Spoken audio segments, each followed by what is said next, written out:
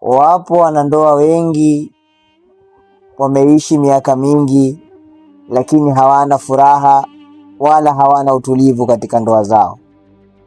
Wengi wanalaumu wachawi, wengine wanalaumu watu, lakini wachache hujiuliza, je, baraka ipo kweli kwenye ndoa yangu? Leo tutazungumzia makosa madogo madogo lakini ni hatari, makosa ambayo yanaua baraka ya ndoa polepole bila wanandoa wenyewe kujua. Kama hii ni mara yako ya kwanza kushiriki nami katika muendelezo wa vipindi hivi, basi usisahau kusubscribe, kulike, kucomment na kushare. Leo nitazungumzia makosa 7. Makosa haya yanafanyika sana katika ndoa za wanamume na wanawake wa Kiislamu. Kosa la kwanza, kumuondoa Allah katikati ya ndoa. Ndoa nyingi zinaanza kwa dua, lakini zinaendelea kwa mipango ya watu, hasira na maamuzi ya haraka. Jina la Allah linabaki kwenye ile siku ya harusi au kwenye majina ya watoto, lakini hayupo kwenye maamuzi ya kila siku. Qur'ani inasema, na anayemcha Allah humfanyia njia ya kutokea. Ndoa nyingi imekuwa mume anapokasirika au mke anapokasirika anazungumza bila kumkumbuka Allah. Mke anaumia, atalalamika bila dua yoyote, au mume ataumia na atalalamika bila kumuomba Mungu kitu chochote. Ndoa bila Allah ni kama nyumba bila paa. Inaonekana sawa, nzuri, ina rangi nzuri, lakini haina ulinzi. Kosa la pili, maneno makali ndani ya nyumba.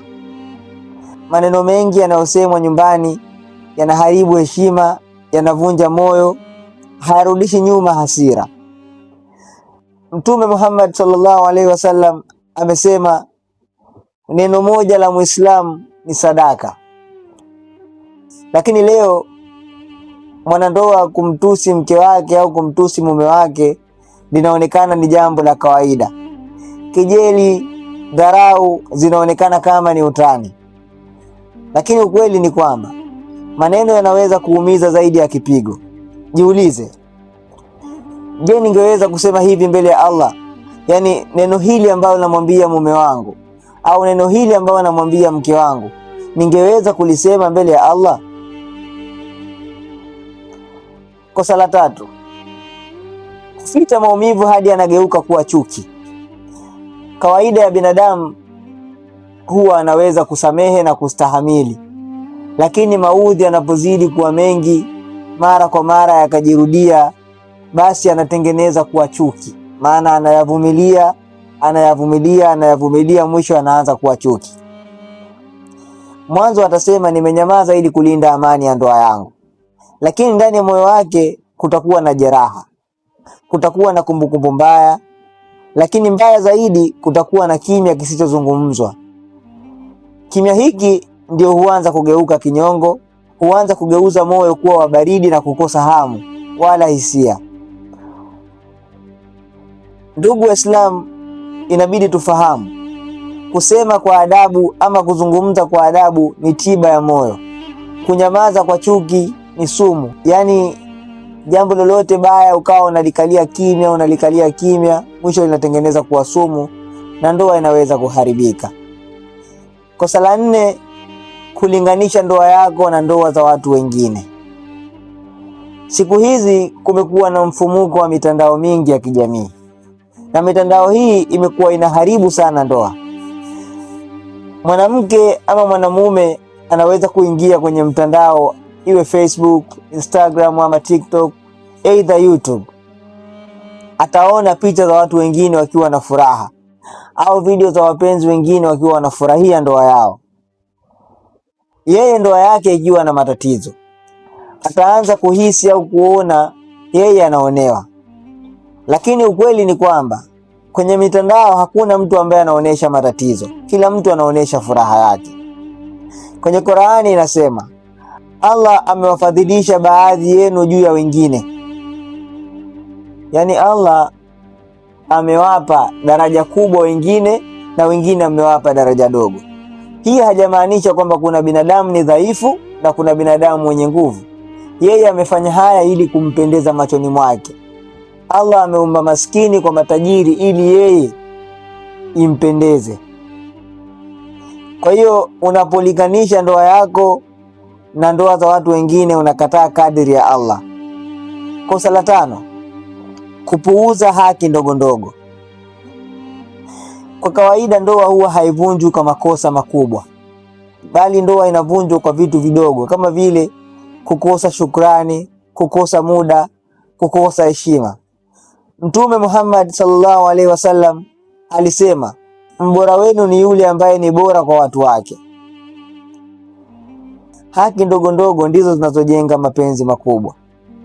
Kosa la 6, kukosa subira wakati wa mitihani. Mitihani ni lazima kwenye maisha ya binadamu. Ukosefu wa fedha, ukosefu wa watoto, ama kupitia hali ya ugonjwa. Hii yote ni mitihani ya Mwenyezi Mungu.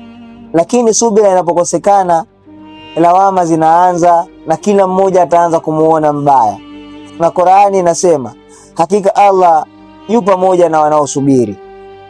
Ndoa hujaribiwa lakini haipaswi kuachwa. Kosa la 7, kukata tamaa mapema. Kwa kawaida binadamu huwa wanakata tamaa mapema. Leo ikitokea ugomvi kidogo kati ya wanandoa ama kutokuelewana, baada ya kutafuta jibu namna gani wanaweza kuweka sawa, basi jibu la kwanza linakuwa talaka. Kuvumilia aibu imekuwa ni fedheha kwa wanandoa sasa hivi. Labda imetokea kuna swala la aibu ambalo linaweza kuharibu familia yenu. Mwanamke ama mwanaume anaona kuliko kuvumilia ni bora ajitoe kwenye ndoa hiyo. Qur'ani inasema msikate tamaa na rehema ya Allah. Allah anaweza kurekebisha kilichoharibika ikiwa bado kuna heshima. Ukiwa haupo katika makosa 7 ambayo nimeyataja hapo juu, inabidi ufanye nini sasa? Cha kwanza, kama Muislamu unatakiwa ushukuru. Usione kama ni kitu cha kawaida. Mwenyezi Mungu anasema, mkinishukuru nitazidisha. Watu wengi hawapo kwenye makosa lakini hawapo kwenye kushukuru. Wanaona kila kitu ni kama kawaida tu. Ukweli ni kwamba ndoa isiyoshukuriwa hupoteza baraka polepole. Mshukuru Allah kwa sauti au kwa kimya. Mshukuru mwenzi wako kwa maneno. Yaani kama wewe ni mwanaume au wewe ni mwanamke, mume wako anapofanya jambo mpe shukrani. Na kama wewe ni mwanaume, mke wako anapofanya jambo mpe shukrani. Hata jambo dogo, hata jambo la chakula, mke wako akupikia chakula kizuri, mpe shukrani. Mume wako kaleta chakula nyumbani, mpe shukrani. Hii inatengeneza ukaribu na mawasiliano mazuri. Lakini 2, usiridhike na kiwango cha chini. Tafakari zaidi. Allah hatoi nafsi zaidi ya uwezo wake. Kama Allah ameamua kukutoa kwenye makosa, basi ujue amekupa daraja ya ngazi ya juu. Jiulize, je, naweza kuwa mpole zaidi? Jiulize pia, je, naweza kusamehe haraka zaidi? Lakini jambo la 3, ndoa yako ifanye iwe kumbusho kwa wengine. Tabia zako ziwe dawa ili watoto wako wajifunze kwa vitendo. Ndoa njema ni hutuba inayoishi. Namba 4, linda ndoa yako dhidi ya fitna. Jihadharini na fitna. Fitna za leo ni tofauti na za kipindi cha Mtume. Fitna za leo ni mitandao, watu na watu, au maneno ya nje. Linda mipaka ya ndoa yako. Usifungue milango isiyo ya lazima. Namba 5, zidisha sunna ndani ya nyumba. Mtume Muhammad sallallahu alaihi wasallam alisema zipambeni nyumba zenu zisiwe makaburi. Mke na mume kusali sala ya pamoja mara moja kwa wiki, au kusoma dua ya pamoja kabla ya kulala, ama kila mnapoamka asubuhi ama mnapokutana jioni, kupeana salamu kwa tabasamu. Sunna hizi huifanya nyumba kuwa na uhai. Namba 6, omba kinga ya kudumu, sio tu msaada. Namba 7, jitathmini mara kwa mara. Jihesabu kabla hamjahesabiwa. Kwa mfano, kila mwezi mnatakiwa mjiulize, je, ndoa yangu imesogea au imerudi nyuma? Je, mapenzi yangu yameongezeka au yamepungua? Ukweli ni kwamba ndoa njema huhitaji matengenezo hata ikiwa haina tatizo. Lakini pia kama haupo kwenye makosa, usiwe mzembe. Kuwa mlinzi wa neema. Allah hakukuondoa kwenye giza ili urudi tena. Ewe Allah, linda ndoa yetu dhidi ya yale tunayoyajua na tusiyoyajua. Lakini pia utukumbushe kuwa ndoa haifi kwa sababu ya makosa, hufa kwa kukosa toba. Baraka hurudi pale Allah anaporudishwa. Kama leo ni mara yako ya kwanza kushiriki nami katika muendelezo wa kipindi hiki, basi usisahau kusubscribe, kulike, kucomment na kushare. Mpaka wakati mwingine, biidhnillah.